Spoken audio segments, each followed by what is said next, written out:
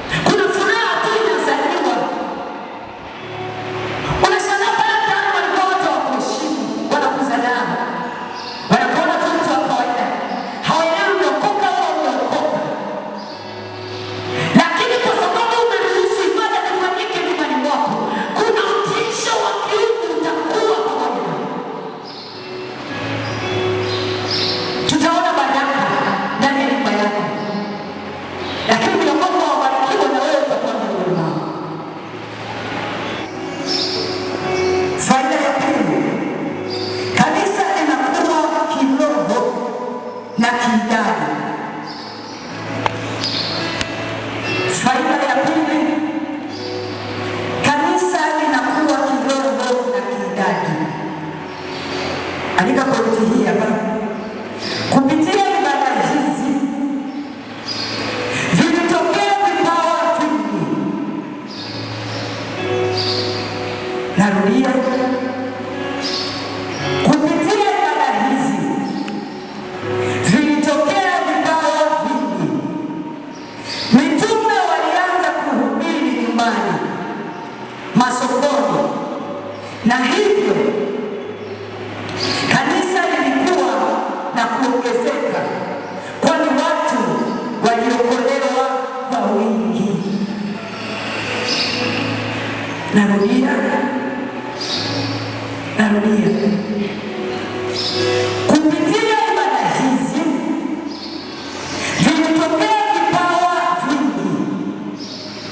Mitume walianza kuhubiri nyumbani, masokoni, na hivyo kanisa lilikuwa na kuongezeka, kwani watu waliokolewa kwa wingi. Tumerudishwa nyuma kwenye kanisa la kwanza. Matokeo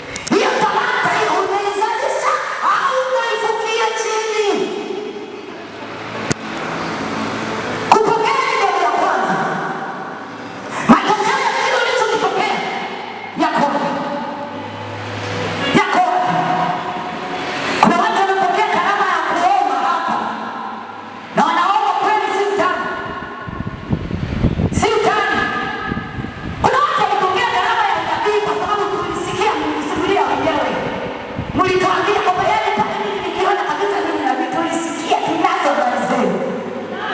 Alafu tukati tunataka pamoja tuone na mimi nikitolewa kule nyuma tunaona kimya. Mwezi wa kwanza kimya, wa pili kimya, wa tatu kimya. Kaona niuliza hivi. Kuna mtu kaniambia yani ile siku mwana tunapokea karama ya uponyaji nilisikia mikono yangu inawasha na tetemeka. Nikategemea kusikia shuhuda. Nilipokea moja. Nilikamata mtu mkono pale ofisini. Mapepo yakatoka tokea hapo. Sijasikia nyingine.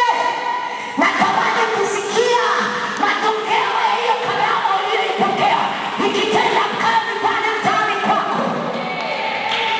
Tunatamani kusikia Bwana. Haleluya. Askofu anasema natamani sana. Kwa sababu Bwana aliachilia. Bwana unazificha hizo talanta, hizo karama. Tutakwenda kujibu kwa nini tunazifanyia kazi. Kabla tutakwenda kujibu tutaanza kule kule nyumbani kwetu. Tutafanya majaribio. Tutaweka mkono kwa mgonjwa anayechukuliwa na tumbo. Tukimaliza tutamuuliza unajisikiaje? Akisema bado tunabadilika tena. Yaani mpaka itokee kile tulichokiona. Na tutaishia hapo. Akisema bado inanisumbua, tukikutana na mtu mwenye changamoto nyingine, tutaweka mkono. Yaani kiambiwa simama hapa, kesho ninauma nyingine tukana. Unasema unakuja mzima umesimama hapa, tumbo linakata. Jambo Yesu asifiwe. Sasa ukitaka yasikukuja hao yanatukuja wakina sisi. Kule zoezi na sasa kule zoezi. Omba sana. Jambo Yesu asifiwe. Tutaona matokeo. Somo letu ni mwongozo wa HBC. Kama ulikuwa unachukulia ni kawaida, hizi ibada nasema hiki ni kitu gani? Sio kitu cha kawaida.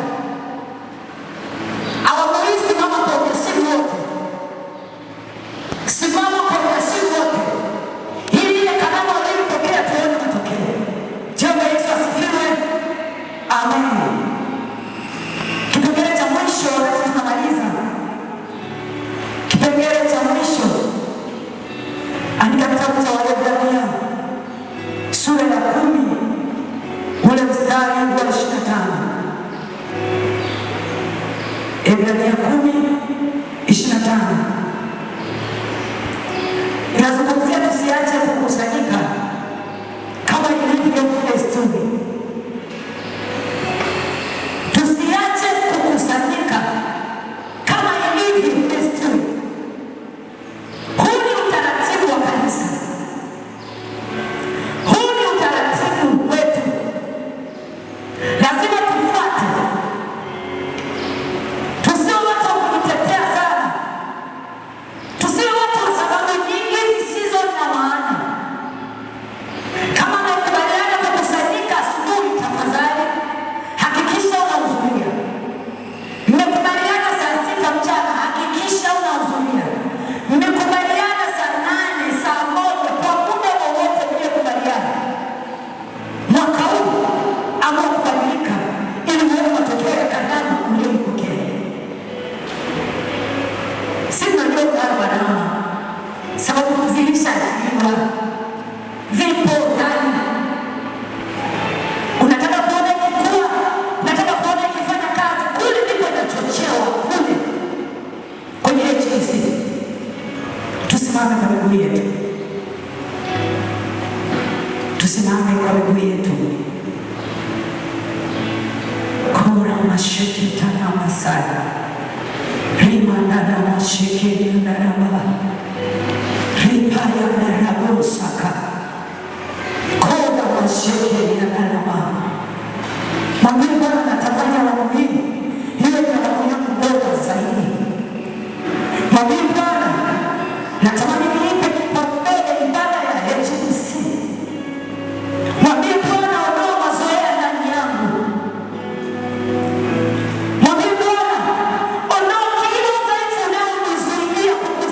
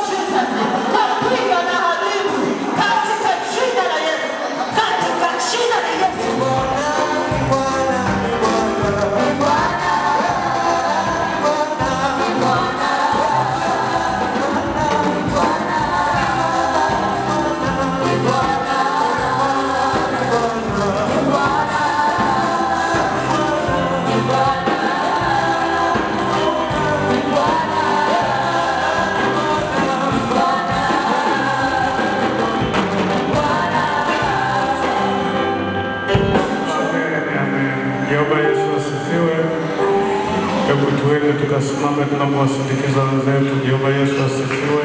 Amen. Hii ni sadaka ya muunganiko. Jehova Yesu asifiwe. Ni kilio changu na ni maombi yangu kwamba kuna watu baadhi yetu wanatamani sana kuwa hapo mbele, lakini Mungu hajawafikishia. Kwa hiyo maombi haya ya muunganiko yakamguse yule mwenye kiu ya kusimama hapa mbele, kama hapa waliosimama wamenyanyua bahasha zao mikononi. Mtakatifu Baba Mungu wa majeshi, tupo mbele madhabahuni kwako tukiwa tumeshika bahasha ambazo ndani yake, Mungu mtakatifu wa majeshi, umetubariki Mungu wa majeshi, nasi tunakuja kukubariki Baba Mungu mtakatifu wa majeshi, huku tukitekeleza Mungu mtakatifu wa majeshi Torati inayotuambia tukatoe mafungu ya 10 kwa kile tunachokipata. Baba Mungu mtakatifu wa majeshi, watu hawa waliosimama hapa Mungu mtakatifu, naamini wana mahitaji Baba Mungu mtakatifu, ambaye wewe unaelewa ni mahitaji yapi. Basi Mungu mtakatifu wa majeshi, kwa kuwa wamekuheshimu wewe Baba Mungu mtakatifu wa majeshi, hebu mahitaji yao Mungu yakakamilike, kilio chao kikakamilike, matamanio yao yakakamilike. Baba Mungu mtakatifu wa majeshi, katikati yetu kuna mtu anatamani sana kufanya hili tendo, lakini Baba Mungu mtakatifu bado hujambariki. Mungu, nainua mikono hii mbele zako nikiomba Mungu mtakatifu wa majeshi, mmoja wetu akaongezeke hapa mbele, wawili wetu akaongezeke hapa mbele, na wote Mungu mtakatifu wa majeshi tukafike tukakutumikie kwa sadaka hii. Mungu mtakatifu wa majeshi, asante. Mungu mtakatifu wa majeshi, umesema kwa yule anayekuamini hakuna silaha itakayoinuka kinyume chake na ikafanikiwa. Ndivyo Baba tunaposindikiza maombi haya kwamba katulinde kama mboni ya jicho lako, maana tumekuheshimu, maana tumekutukuza, maana tumekuabudu. Mungu mtakatifu wa majeshi, sadaka hii ukaibariki. Mungu mtakatifu wa majeshi, sadaka hii kaifanye. Mungu mtakatifu wa majeshi, tukawa watofauti kila wakati tutakapokuwa tunatembea. Wewe ni mkuu, mwenye utatu mtakatifu. Ninaomba kwa kusema kwa jina la Baba na la Mwana na Roho Mtakatifu, na wote tuseme amen.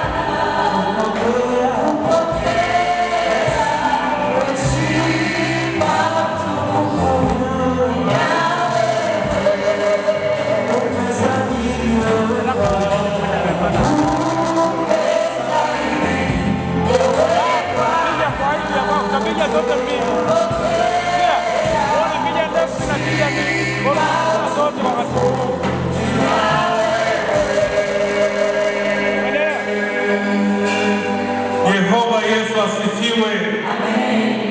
Tusipende sana kukaa. Yehova Yesu asifiwe. Kuna mwenzako ambaye anapenda kusimama lakini hawezi kusimama.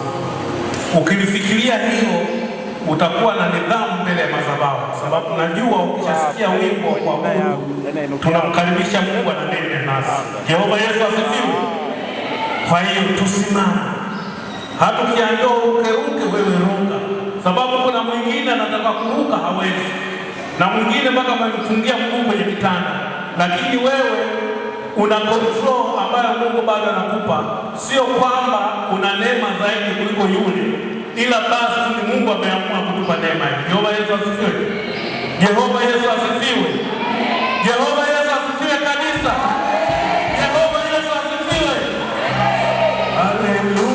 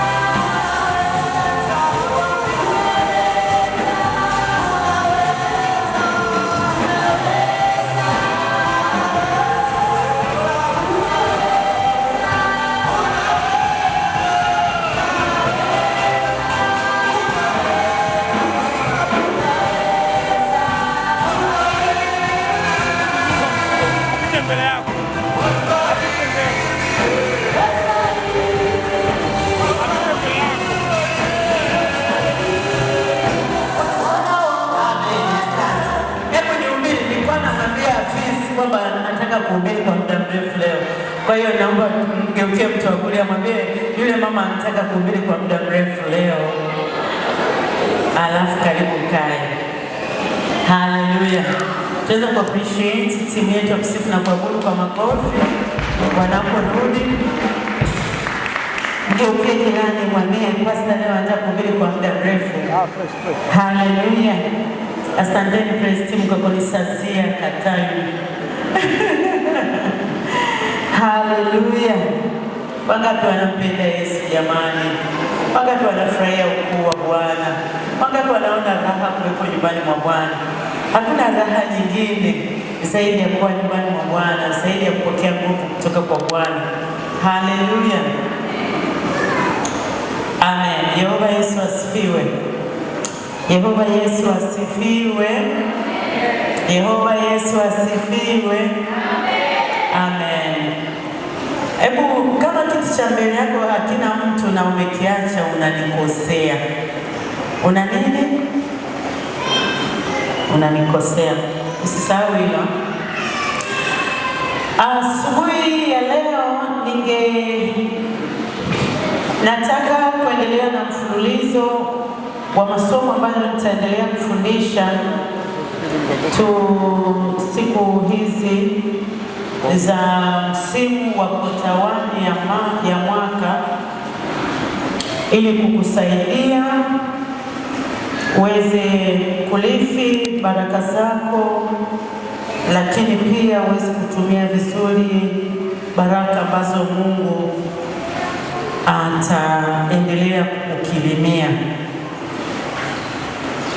Kwa wale wageni, naitwa Mchungaji Flora Joseph Kaguo. Nampenda Yesu. Kiukweli nimeokoka. Na kama kuna hali yoyote inaweza kunionyesha kana kwamba sijaokoka, niko tayari kuokoka tena. Niko tayari kuongoza sala toba tena hata saa hii. Kwa hiyo ukiona kuna kitu kile kwenye maisha yako kinaonyesha wasiwasi wa wokovu wangu, nikumbushe niokoke tena, kwa sababu niko tayari. Na ndugu zangu, ninamshukuru sana Mungu kwa sababu ya mambo mengi anayotenda katika maisha yangu, familia yangu, na kiukweli namshukuru sana Mungu kwa sababu ya mume wangu. Amekuwa msaada. Kama unapiga makofi, piga, acha ulivu. Na wewe kuna siku kuna mtu atasimama atasema kama nilivyoongea. Amen. Lakini pia namshukuru Mungu kwa sababu ya watoto wangu kukua. Wamekuwa baraka wakinisaidia majukumu ambayo yananihusu mimi binafsi. Kwa mfano, jana ilikuwa mahafali ya mtoto wangu wa 4 kuzaliwa. Lakini kwa sababu kuna watoto ambao ni mababa, ni wakubwa, wao ndio wameenda Arusha Science kule Arusha, mkoani Arusha, kwenye mahafali ya mdogo wao. Kama angekuwa hajakuwa, ningekuwa nalazimika kuwepo huko mwenyewe. Na kwa hakika leo jana ningefanya mahafali, leo ningekuwa nahubiri makanisa ya Arusha, alafu ningerudi kwako kesho. Kwa hiyo namshukuru Mungu kwa kunikuzia watoto, majukumu ambayo napaswa mimi na mume wangu tufanye, wanatusaidia.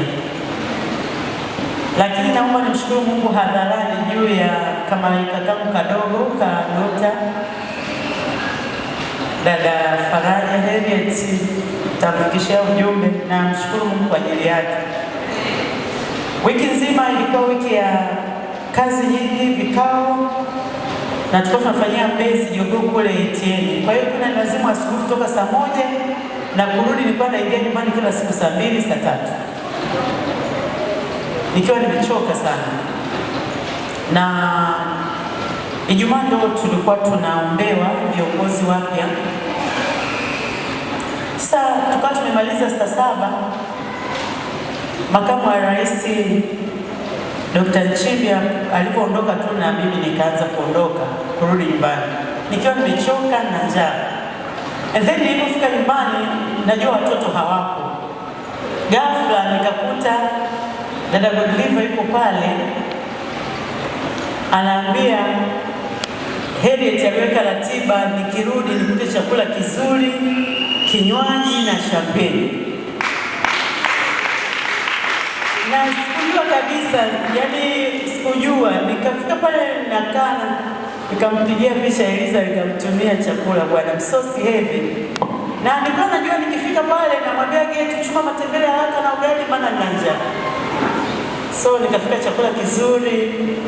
Sema keki sijakata wala champagne sijafungua na wasubiri watu. Sasa nikifungua keki na champagne peke yangu.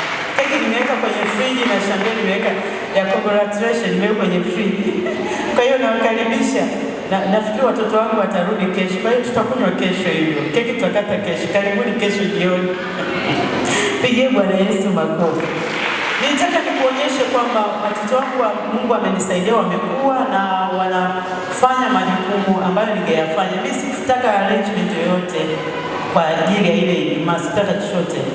Lakini nilikula vizuri, pilau nzuri na matunda, maana nimekuta nyumbani pale God River na dada Furaha wakiwa wameandaa kila kitu. Kwa hiyo Mungu awabariki God River na Furaha, nashukuru sana kwa kumsikiliza mdogo wenu Harriet.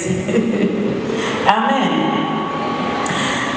Baada ya shukrani hizo, kwa ambao hawajui, nimekuwa kiongozi wa CPCT kwa miaka mingi.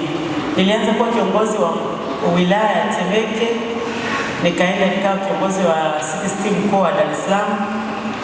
2003 nikachaguliwa kuwa kiongozi wa mkoa wa kitaifa. Hiyo timu ya watu 5 kitaifa. Wanaume watupu, Mungu akaniweka pale, nimetumikia hiyo nafasi kwa miaka 2.5.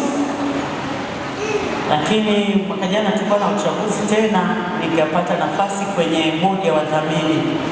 Na kwenye bodi ya wadhamini hivi karibuni tulikuwa tunachagua viongozi, wakanipa nafasi kwa mwenyekiti, katibu wa bodi ya wadhamini. Kwa hiyo niombeni, majukumu yanakuwa mengi. Wiki hii nilikuwa na misi sana kanisani. Kila mtu akinipigia kanisani nawaambia ratiba yangu ngumu, lakini natamani kuwa kanisani. Namshukuru Mungu, wiki hii niko kuanzia Jumanne kuanzia saa 5 mpaka saa 11 nitakuwa naona mtu mmoja. Una hamu na shauku ya kukutana na askofu wako, mchungaji wako kuanzia Jumanne, zingatia muda saa 4 mpaka saa 11 kamili nitakuwa namaliza. Naomba wababa mje, wamama mje, tuongee, tujadiliane, kama una cha kushauri, kama unahitaji binafsi. Nitafanya hivyo kuanzia Jumanne mpaka Ijumaa. Muda ni ule ule, saa 5 hadi saa 11 kamili. Amen. Ili tusigongane siku, nitaomba uniambie unakuja lini mapema, juma ngapi na saa ngapi, ili watu wasigongane kwa muda mmoja, alafu nikashinda kuhudumia au nikaenda mpaka saa 11. Na sitaki kwenda mpaka saa 11 sababu ninapoishi ni mbali, huwa napata sana shida foleni. Wakati mwingine natoka hapa saa 1 alafu nafika nyumbani saa 5 nikikuta na foleni. Kwa hiyo huwa inanisumbua sana. Mwambie jirani, wiki hii nitaonana na askofu. Kwa hiyo itakuwa Jumatatu mpaka Ijumaa. Ili Jumamosi nikae kuomba kwa ajili ya ibada ya Jumapili. Amen. Nitakwambia uweke akiba. Lakini mimi niko hapa kulitengeneza kanisa la Bwana. Kanisa linalofanikiwa hapa duniani na kanisa lenye safari ya kwenda mbinguni. Watu watakaoenda mbinguni, na sitaki twende mbinguni tukiwa tumechoka, tukiwa hatuna kitu. Hatuwezi kusitaki mshirika wangu afie kwenye nyumba ya kupanga. Hata kama mazingira yanakataa, kuna siku utajenga. Ukianza kuweka hii 30%, lazima utajenga, na nimekusudia kukusimamia, kukuhimiza, kukufundisha hadi ujenge nyumba yako wewe mwenyewe. Shetani atake au asitake, utamiliki tu duniani na mbinguni. Maana imeandikwa mara 100 duniani na kisha uzima wa milele. Wanaonielewa wampigie Yesu makofi. Jamani, 10% kabla hujaanza 10 unapeleka wapi? Unaweka kwenye bahasha, unasubiri Jumatano na Ijumaa au Jumapili. Sawa wapendwa? Na hii 10% kutoka kwenye vyanzo vyako mbalimbali, iwe umepewa na mtu, iwe ni bonus kazini, iwe ni ya mshahara. Usitoe zaka mshahara peke yake, iwe ni sitting allowance. Sitting allowance wanafanya kazi wanaelewa. Umeshapewa sitting allowance kwa day labda 100,000 au 1,500,000 au 200,000. Ukishalipa kodi ya kulala, ukishalipia chakula, inayobaki unatakiwa utolee sehemu ya 10. Eneo la kwanza ni zaka, sema zaka. Eneo la pili ni nini? Akiba. Akiba asilimia ngapi ya mapato yako? 30%. Eneo la tatu ni matumizi, 40%. Hebu sema 40. Sema tena 40. Sema kama mimi ninapoongea 40. Sema tena. Naomba ikae kichwani eliki, kwa sababu nyinyi ndio matajiri wa baadaye. Kwa hiyo 40 ndio utaiweka kwenye matumizi. Mwambie jirani 40 ndio utakayoweka kwenye matumizi. Chakula, kodi ya nyumba, mafuta, nini, umeme, maji. Nitaomba, nitakuombea. Mambo yatakaa pale pale. Kwa nini? Kwa sababu umeacha kanuni. Kwa hiyo akiba 30%, matumizi 40%. Kama mshahara wako ni 200,000 au mshahara wako ni 100,000, make sure unafuata taratibu, procedure za kifedha hizi ninazokuambia. Alafu asilimia nyingine, kuna kitu kingine kinaitwa dharura. Hamna kuchukua kwenye matumizi kupeleka kwenye dharura. Sasa unanielewa? Usichukue hela ya matumizi au hela ya akiba kupeleka kwenye dharura. Dharura sio kuna msiba umetokea, dharura kuna mtu amelazwa hospitali, dharura anataka kusafiri safari ya ghafla. Angalia kwenye akiba yako ya dharura. Na dharura tunaiweka 10% kwa mwezi kwa kila kipato unachopata. 10% ngapi? Funguka. Mungu amewapa neema, mko na familia, mna pikipiki. Nataka muda si mrefu Mungu awape zaidi nyumba nzuri, magari, lakini kama mtafuata taratibu hizi mtachelewa kufikia malengo. Na mimi nawaombea, nimewaombea na ninawafundisha, nitawafundisha mpaka mate yakauke, mpaka koo likikwanyuka. Nikifika kule ndani nitakunywa juisi ya nani? Juisi ya nini sio? Nafikiri ya karoti. Asante. Yehova Yesu asifiwe. Mwambie jirani, mchungaji wetu anakupenda. Kwa hiyo ile bahasha unayohifadhi hela inaitwa ya dharura. Mwezi mzima umehifadhi ya dharura. Ukiona mwezi umeisha hakuna dharura, ipeleke wapi? Kwenye 30%. Kwenye bahasha yetu ya nini ile? Ya akiba. Kwa hiyo unakuwa na 40% kwenye akiba yetu. Ni muhimu sana. Hii ifanyike kwa watoto, ifanyike kwa watu wazima, ifanyike kwa wababa. Kwa hiyo dharura tunaweka 10%. Na mwezi umeisha kuna dharura, unapata mshahara mwingine, kale ka dharura kapeleke kwenye. Shukuru Mungu hakuna dharura. Kwa hiyo ni wajibu wetu kuombea madharura yasitokee. Asilimia nyingine msaada. Hatutoi kwenye matumizi msaada, wala hatutoi kwenye akiba msaada. Msaada tunakuwa na kabahasha tumeandika msaada na tunaweka 5%. Asilimia ngapi? 5%. Kuna siku moja Alex alikuwa anafundisha, akawa anasema, akafika hapa akasema mimi mwenyewe sijui kama nimetekeleza vizuri, lakini mimi kwenye kipengele cha mwisho nimegundua kipengele cha mwisho ni sadaka, yaani zile sadaka zetu za ibada. Wakati naandika kitabu niliandika 5%. Sasa nikaingia kwenye kufanyia kazi mimi mwenyewe, nikagundua sadaka zangu nikaribia 18%. Kwa hiyo kwenye kipengele cha mwisho cha sadaka ambacho ni 5%, wewe weka hiyo bahasha, tafuta kiwango unachoona kinatosha.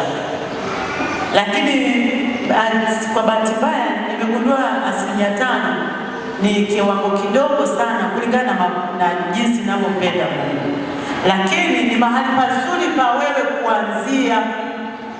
Kwa hiyo uwe na bahasha ya mwisho ambayo inachukua 5% kwa ajili ya sadaka. Kwa maana hiyo ukijumlisha hizi zote tayari ni 100%. Amen. Ukijumlisha hizi zote ni 100% ngapi? 100. Haya, pigie Bwana Yesu makofi. Pigie tena Bwana Yesu makofi. Hii kanuni inafanya kazi katika fedha unayoipata. Kwa mfano sasa, kama umepata labda 500,000, 10% si 5,000, si ndio? 50,000. Kwa hiyo na zile 5% zingine zote unatoa. Ukifuata hiyo kanuni itakusaidia kuondokana na hali mbalimbali za shida, za ukame. Hebu tusome andiko hapo, Mambo ya Walawi 27. Pastor utalisomea, Pastor David, 27 mstari wa 30. Walawi anasema, tena zaka yote ya nchi, kama ni mbegu ya nchi au kama ni matunda ya nchi, ni ya Bwana. Hii zaka kwanza ni sadaka takatifu mbele za Bwana. Pili, hii zaka sio fedha peke yake. Kwenye ukurasa wa 20 pale na 1 nimeweka picha, nimeweka mpaka mafenesi pale. Umevuna kwenye mti wako mafenesi, ukumbuke zaka. Umelima ufuta na dabia, kumbuka kumbuka zaka. Juzi nilipokea yai la sadaka malimbuko pale ofisini. Kuna mtu ana kuku wake 2, alafu si mmoja akataga, akasema ni mayai ya kwanza haya, akaleta ofisini. Sasa sizungumzia malimbuko, na zungumzia sadaka ya zaka. Kwa hiyo inaweza kuwa inatoka kwenye mifugo, inaweza kuwa inatoka kwenye nafaka, inaweza kuwa inatoka kwenye mboga, inaweza kuwa inatoka kwenye shamba la aina yoyote. Kumbuka kwamba zaka ni kitu chochote. Amen. Amen. Amen.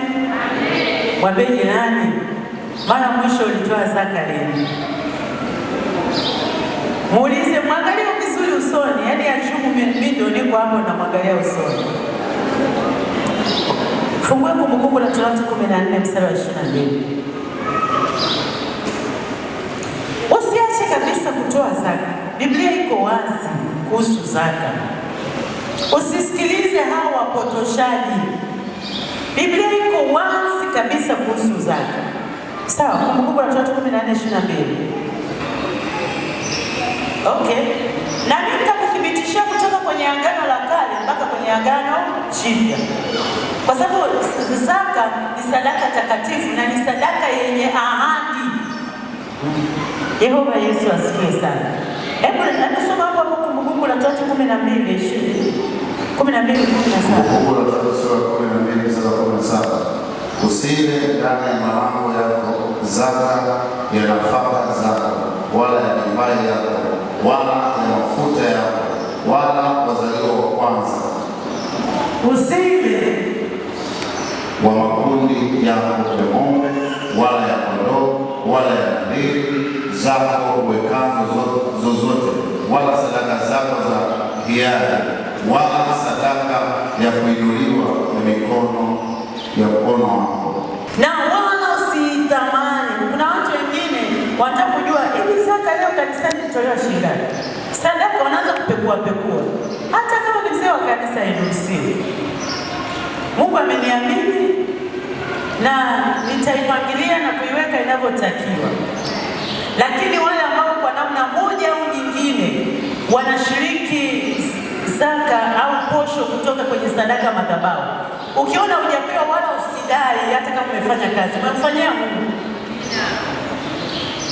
Usiseme mimi sikupewa, usiseme mimi nimepiga labda chombo au nimepiga drum. Natolea tu mfano, vijana wangu hawana hiyo shida, ila tu natolea mfano. Sisi nimefanya nini kanisani, ilipaswa pasta anipe kiasi fulani. Mwiko usitamani, ni takatifu ya Bwana.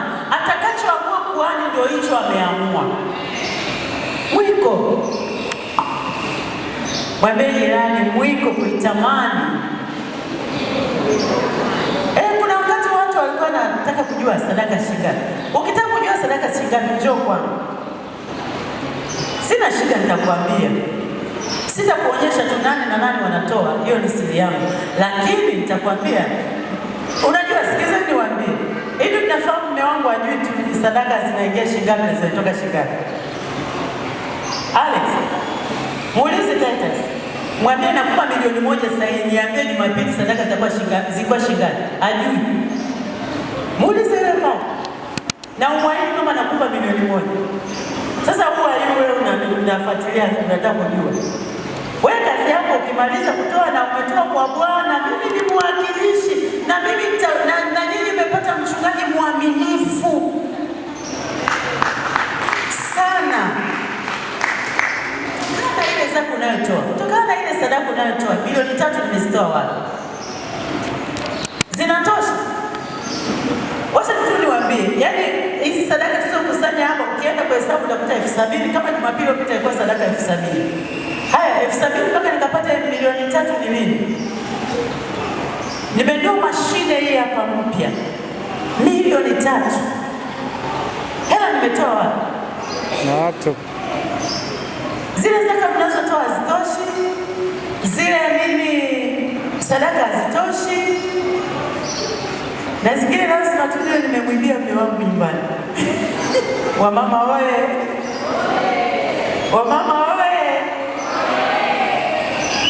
Lazima kuna propaganda.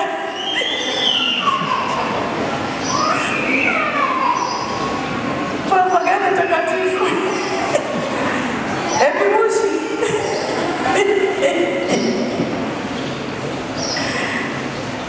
Mimi binafsi nampenda Yesu. Na mimi binafsi najitoa kwa Yesu. Na kujitoa kwa Yesu, Mungu yeye atanibariki. Wewe Yesu atakubariki. Acha kuwa na mtazamo kwamba unajitoa kwa mtu. Fanya kwa Bwana Yesu. Alafu yeye Bwana Yesu, ukiwa na makosa yoyote huko ya kiela nisamehe. Siongi mimi na kuja kumtumikia Mungu.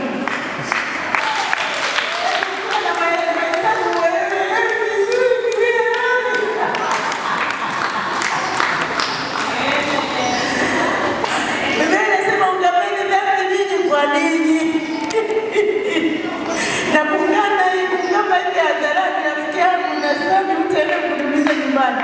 Nitoe mahesabu makochi, nibaki shingapi kuondoa makochi, usiniuki.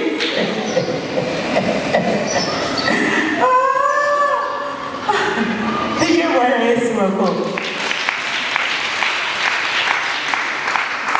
Hebu nyosha mkono kwangu kuelekea madhabahu.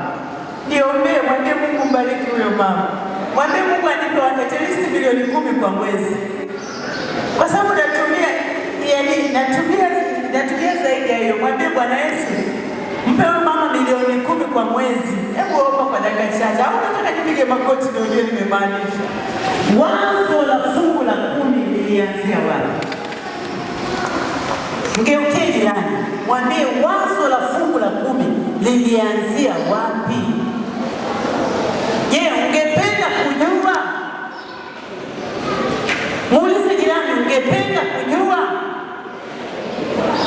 Mgeukie jirani, mwambie ungependa kujua wazo la fungu la zaka la fungu la 10 lilianzia wapi? Hebu tusome maandiko hapa. Wazo lilianzia wapi? Tusome Mwanzo 2:16 hadi 17. Mwanzo 2:16 hadi 17. Tafadhali soma hapa. Neno la Mungu linasema, Mwanzo sura ya 2 mstari wa 16 na 17. Bwana Mungu akamwagiza huyo mtu akisema, matunda ya kila mti wa bustani waweza kula. Mstari wa 17, walakini matunda ya mti wa ujuzi wa mema na mabaya usile, kwa maana siku utakapokula matunda ya mti huo utakufa hakika. Tumeona ukisoma hii mistari kwa jicho la kuelewa sadaka ya fungu la 10, utagundua kuwa umepewa vyote na Mungu, ila si vyote ule. Ukisoma hilo andiko kwa jicho la kutazama fungu la 10, utagundua kwamba umepewa vyote na Mungu, lakini si vyote ule. Mungu amebariki kazi. Umeajiriwa au unajituma mwenyewe, jasiriamali, vyovyote vile, lakini atakupa hela, na hela yote aliyokupa sio yote ule. Kwa hiyo mwanzo kabisa katika mlango wa 2 ndio tunaona mwanzo wa fungu la 10 linalodaiwa. Sema haleluya. Mwambie jirani, usile fungu la 10.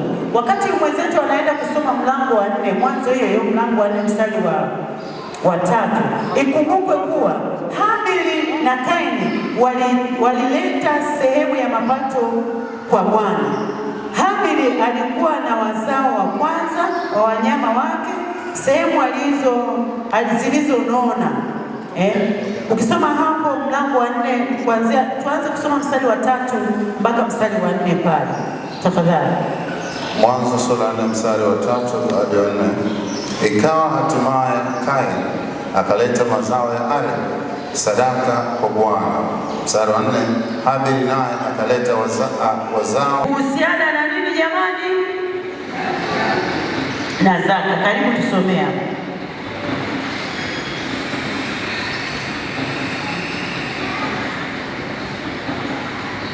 Mathayo 23 mstari wa 23. Ole wenu waandishi na Mafarisayo wanafiki, kwa kuwa mnalipa zaka za mnana na bizari na jila, lakini mmeacha mambo makuu ya sheria, yaani adili na rehema na imani. Hayo imewapasa kuyafanya, wala yale mengine msiyaache. Amen. Yesu anawaambia mnatoa zaka mpaka mnana. Mnana ni aina ya mboga. Yaani mnatoa zaka mpaka viungo vya pilau, lakini mambo ya adili mmesahau. Maana yake nini? Maana yake Yesu anasisitiza kwamba tutaendelea kuwa na mambo ya adili, kumshika Mungu, maisha matakatifu, lakini zaka tutaendelea kuzitoa. Kwa hiyo usije ukawa unatoa zaka tu peke yake, hutaki kutoa shukrani, hutaki kutoa hiki na kile. Yesu alimaanisha kwamba tutafanya maadili ya Kipentekoste ya kiroho, lakini pia tutakuwa waaminifu katika zaka zetu. Sema aha. Sema aha. Kanuni ya kwanza inasema, lakini nasema neno hili, apandaye haba atavuna haba, apandaye kwa ukarimu atavuna kwa ukarimu. Wakorintho wa 2:9 mstari wa 6. Kwenye kanuni hii tunapata pointi hii kuu: unavuna unachopanda. Mimi nimechunguza maisha ya watoa zaka. Huwezi kulinganisha mtoa zaka na asiye mtoa zaka. Maisha ya watoa zaka, kwanza wana imani kubwa. Wana imani kwamba Mungu anawapa usalama. Kwa nini wana imani? Kwa sababu neno la kutoa zaka lina ahadi. Lina ahadi. Hebu some zile ahadi pale Pastor 128. Ahadi. Ina ahadi. Kwanzia pale. Kwa nini hawa watu wa zaka leo katika kanisa hawa 46 walioko hapa na wengine kote duniani, kwa nini wana imani? Wanaweza kuwa na ugonjwa wa kufisha, lakini wana imani kwamba Mungu atawalinda. Kwa nini? Kwa sababu wametoa zaka na wana imani katika hiyo zaka, kwa sababu watoaji wa zaka ndio watu pekee kulingana na Malaki 3 mstari wa 8 mpaka 14, ndio ahadi pekee, ndio sadaka pekee yenye inayoambatana na promise na ahadi. Hebu tusome hizo ahadi. Ya kwanza nisomee hapo. Unafunguliwa madirisha ya mbinguni. You see? Ukiwa unatoa zaka unafunguliwa madirisha ya mbinguni. Unamwagiwa baraka hata isiwepo nafasi ya kutosha. Maana yake unakuwa na utoshelevu. Unakuwa na utoshelevu. Anakemewa yeye adui yako alaya. Yaani kuna siku unalala hata hujaomba, alafu mchawi akija unamwona, unamwambia rudi ulikotoka, aidha uchague kwa mlinzi unilinde usiku wa leo. Jamani, natamani ungekuwa rohoni unielewe. Haleluya. Yaani yule mchawi akifika unamwambia sasa leo utoki. Babe kishenzi, mtu asikudanganye. Haleluya. Haleluya. Kuna siku moja mimi nilikuwa nimechokea, alafu nalala hivi, alafu nikahisi kuna watu fulani wamekuja. Nikamwambia, unajua sasa wewe ni mtu mzima na nakuheshimu, sasa utabaki hapo, utanilinda leo. Wendi hadi asubuhi kuche, basi utapaaje? Atafanya nini sasa? Si anabaki? Hana jinsi. Kwa nini? Kwa sababu ya hii ahadi. Irudie tena bwana hiyo. Mazao yako hayataharibiwa. Irudie ile nyingine. Anakemewa yeye mabana adui yako alaya.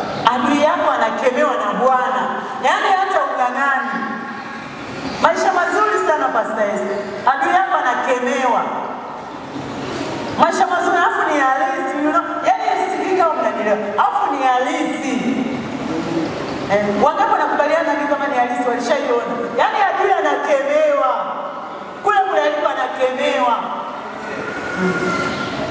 Afu anakuja tu anakuambia na kuomba msamaha. Nyinyi amuelewa haya mambo yanakwenda. Laiti mngekuwa mnaelewa. Laiti mngekuwa mnaelewa. 2003 nilipochaguliwa nafasi ile kubwa kule, nilipitia vita, niliwaambia. Ilikuwa mwezi wa 6, wakaja wakiwa wamebeba mapepo ya nipooze. Niliwasimulia, mnakumbuka? Kwa mwezi wa 6 ikaisha, mwezi wa 9 wakanichoma sindano, si mnakumbuka? Sasa yule muhusika Jumatano aliniomba msamaha. Jumatano iliyopita aliniomba msamaha. Alikuja kwenye meza yangu wakati wa lunch. Tukiwa kwenye vikao. Akaniambia, samahani, naweza kukaa? Nikasema, baba yangu kaa. Akasema, kwanza akasema, najua unipendi. Nikasema, imeandikwa pendaneni. Akasema, inawezekana kuna mambo fulani umepitia, dhoruba mbalimbali, lakini umedhihirisha kwamba unaweza. Kwa kuwa wewe mwenyewe unajua kama unaweza, basi achana na mambo yaliyopita. wewe endelea. Sasa mtu mzima anataka asemeje? Pigie Bwana Yesu makofi. Alipatwa na nini hadi aje aniombe msamaha? Ana hela kuliko mimi zilo kabisa, sina hata sentano mbele yake. Ana hela. Ana akaunti za dola hapa kwetu Tanzania. Ana hela, ana watu, anatisha. Mkutano wote wa serikali kwa kuapisha watu kwa kufanya nini? Yeye anakaa mbele pale. Ameamini. Kwa sio kumchezea, lakini amefika mahali akasema mama, yule anayekemea mwenyewe kamkemea, kasema nienda kwa mwanangu, muombe excuse. Sasa maisha ni maisha mtu wa zaka. Hebu mwambie jirani yako, niombee mwenzio na mimi niwe kama pasta. Mwambie niombee. Hebu irudie tena hiyo bwana. Pasta msomaji, irudie tena. Anakemewa yeye mabana adui yako alaye. Anakemewa. Sio wewe unamkemea, wala sio pasta wako anamkemea. Yeye Mungu kwa majira yake na kwa wakati wake anamkemea. Sema Yesu nisaidie. Sema Yesu nisaidie. Endelea pale, ahadi nyingine. Ndi mazao yako hayataharibiwa. Wangapi washalima vikaharibika? Kulima vikaharibika, sikiza, kuna sababu mbili. Sababu ya uzembe wa ufuatiliaji na usimamizi wa hilo shamba. Si ndio? David ni mkulima anajua. Inawezekana unatoa zaka lakini mzembe. Wewe umefanya sehemu yako, basi Mungu ni rahisi kufanya sehemu yake. Wewe umepalia, umemwagilia, umeweka mbolea, alafu vikafa. Na zaka umetoa vikafa. Haiwezekani. Inayofuata.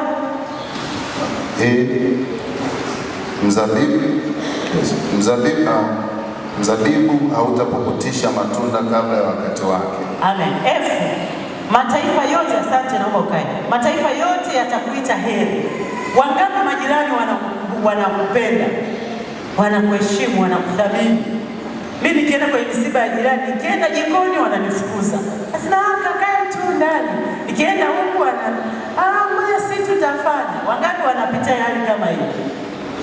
Yehova Yesu asifiwe. Yehova Yesu asifiwe. Maana yake mataifa watakuita heri. Watu wanaokuzunguka kazini kwako watakuita heri. Unakuwa nchi ya kupendeza sana. Wangapi wanaamua kwa watoaji wa zaka?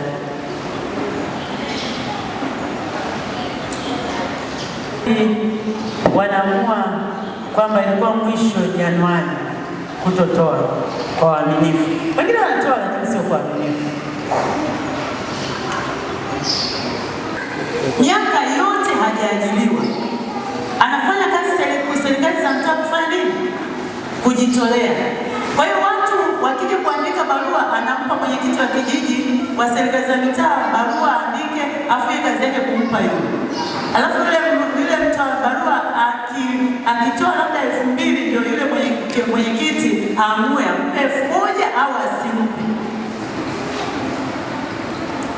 Ninamshukuru Mungu. And I am proud with you. Aliposimama hapa amenishuhudia, amenunua kiwanja. Tena niwezi. Ile mtu makosa. Sikuandaa mnisamehe nitoa siri zenu. Zaka itakufanya. Jobi, ulikuwa mwaminifu sana zaka zamani. Sana. Ulikuwa mwaminifu. Kuna wakati upepo umekuchukua. Endelea kuwa mwaminifu mwanangu. Sitaki ufie kwenye nyumba ya baba yako. Sitaki uzeekee kwenye nyumba ya baba yako. Utaolea kwenye nyumba ya baba yako. Lakini utaenda kujenga mji wako na watoto wako. Sitaki ufie kwenye nyumba ya baba yako ya urithi. Mungu nisaidie. Usitoe sadaka kwa zaka kwa msisimko. Toa zaka kwa endelevu na kwa imani. Nyanyua mikono yako juu na mwambie Bwana,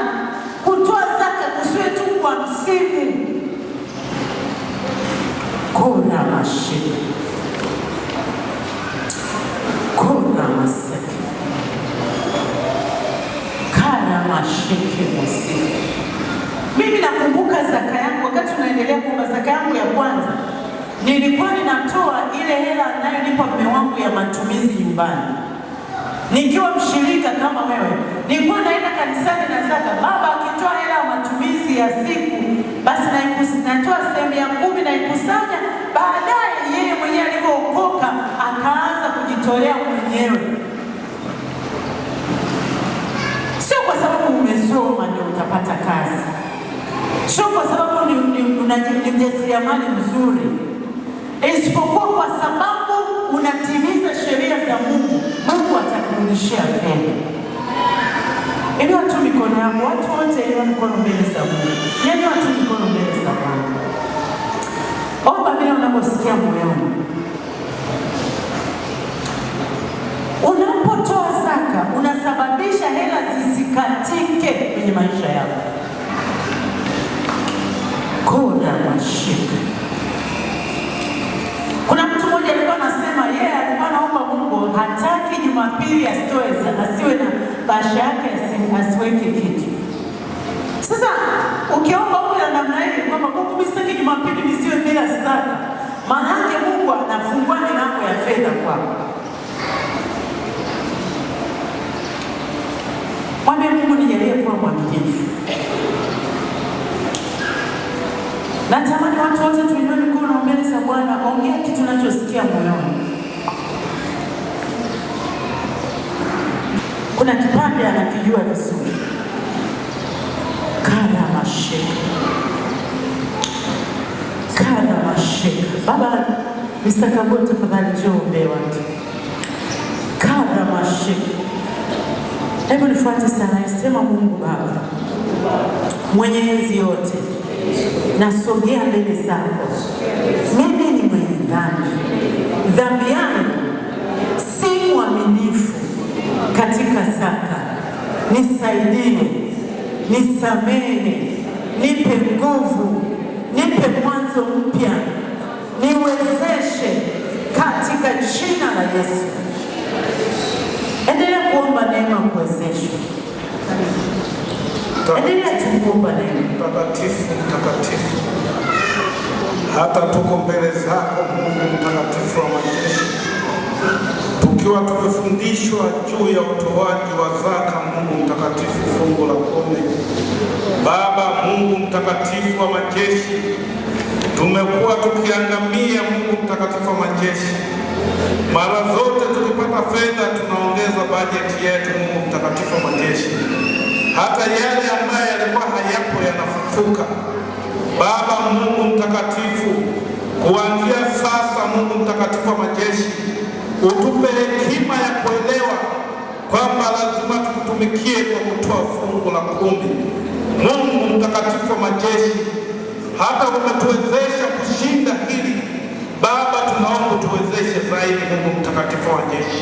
Baba, tunaomba tuwezeshe zaidi, tukakumbuke fungu la 10 kwa kile tunachokipata, maana unasema toae fungu la 10 anafunga milango ya ulinzi. Baba Mungu mtakatifu wa majeshi, kama inavyosema Mungu mtakatifu wa majeshi, silaha zote zitakazoinuka kinyume chetu zitaangamia. Baba Mungu mtakatifu wa majeshi, tupe kumbukumbu ya ibada hii, tupe kumbukumbu ya mafundisho haya. Mungu mtakatifu wa majeshi, utupe kiu na kutukumbusha Baba Mungu mtakatifu kwamba utoaji wa fungu la 10 ndio msingi wa maisha yetu hata ya kawaida, sio ya kiroho tu Mungu mtakatifu wa majeshi, maana utalinda na jamii zetu Baba Mungu mtakatifu kutokana na mnyororo wa upangaji na ufungaji wa fungu la 10.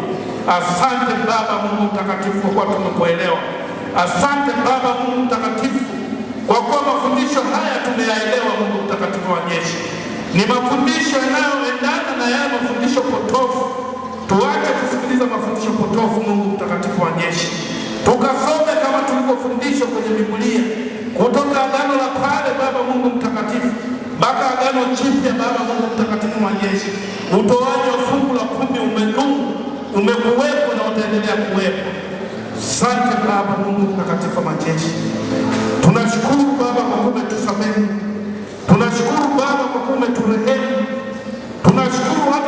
yetu Mungu mtakatifu wa majeshi, kwa kuta ya Israeli, kila mtu akakumbuke kwamba utoaji wa fungu la 10 ni kwa faida ya mtoaji. Baba Mungu mtakatifu wa majeshi, asante Baba Mungu wa majeshi, asante kwa utukufu wako, asante Baba Mungu mtakatifu, kwa kuwa kuanzia leo tutakuwa ni watu wa tofauti, kwa kuwa kuanzia sasa tutatoa kile chochote tulichonacho Baba, maana kumekuwa na hofu ya kutoa kilicho kidogo, Mungu mtakatifu wa majeshi. Lakini Mungu mtakatifu, hakuna mwanzo ulioanza kuwa mkubwa. Hata wewe ulianza na mwanzo wa kuumba dunia, ndio ukatumba hata sisi Baba Mungu mtakatifu wa majeshi. Asante Baba Mungu mtakatifu wa majeshi, Mungu mwenye utakatifu. Asante Baba Mungu mtakatifu, kwa kuwa umetusamehe, utatukumbusha tuendelee kutolea fungu la 10. Amen. Anasoma chuo, amepata buku lake na akatoa zaka. Halafu mchungaji anamwita mbele, anasema ametoa zaka inayotokana na mkopo wa chuo, na akamwambia arudishiwe. Haya ni mafundisho potofu. Mwambie jirani, haya ni mafundisho potofu. Anamtaka yule binti aendelee kuwa maskini. Sikilizeni watu, mimi kwenye Praise Team nina watoto ambao nimeanza nao injili wakiwa wadogo. Wakina Flora, wakina Verda, wakina Edita, wakina Gertrude. Sikizeni, nitolee mfano wao. Kwa mfano, Flora alikuwa na tabia kila Jumapili anazaka. Ni mwanafunzi wa form 1. Ile hela ametoa wapi? Nauliza, ile hela kwa anatoa wapi? Wanatoa wapi? Si amepewa nyumbani nauli, lakini anatoa sehemu ya 10. Je, maisha yao yakoje sasa hivi? Maisha yao yakoje? Maisha yao ni mazuri jamani. Ya wakati kushuka tunapenda kuita Aiza. Pia nikokuwa wale foto unaweza kuangalia. Moja kwa kushukuru Mungu. Wakati tunapenda sababu ni wala hizi. Sikuweza kwa Mungu. Kwani hata na kazi zake. Ndio sana. Na matokeo ndio kushukuru pia kwa mazuri. Ndio wao kwa sababu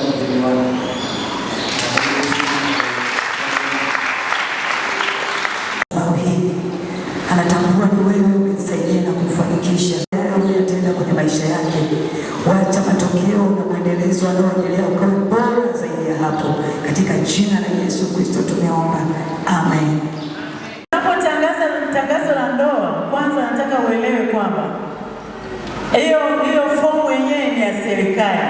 Vijana asubuhi wameshajaza, wametia nia, wamekusudia kuoana, kuoa na kuoana. Harusi ipo karibu sana. Haleluya. Kwa mamlaka niliyopewa kama msajili wa ndoa wa serikali ya Jamhuri ya Muungano wa Tanzania, napenda kulingana na fomu ya serikali, fomu namba 6, fomu ya tangazo la ndoa, natangaza ndoa ya Bwana Samuel Vedastus Fumika